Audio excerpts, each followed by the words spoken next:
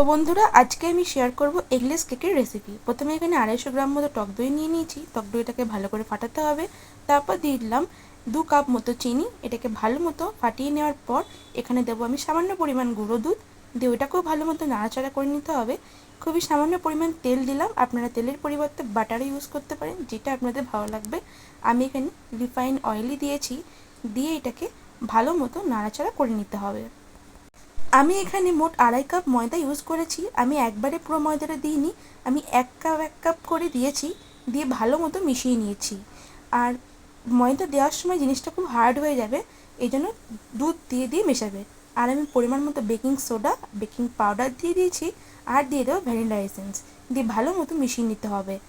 আর পরিমাণ মতো লবণও দিয়েছি, আর ড্রাই ফ্রুটস দিয়েছি, আমন্ড, কাজু বাদাম আর কিশমিশ।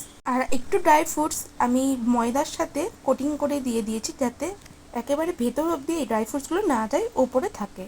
আমি এখানে ওভেনে করিনি, গ্যাসেই করেছি। একটা হাঁড়িতে আমি লবণ দিয়ে ভালো করে প্রিহিট করে রেখেছিলাম। এই দেখুন, একদম এগলেস কেক তৈরি হয়ে গেছে।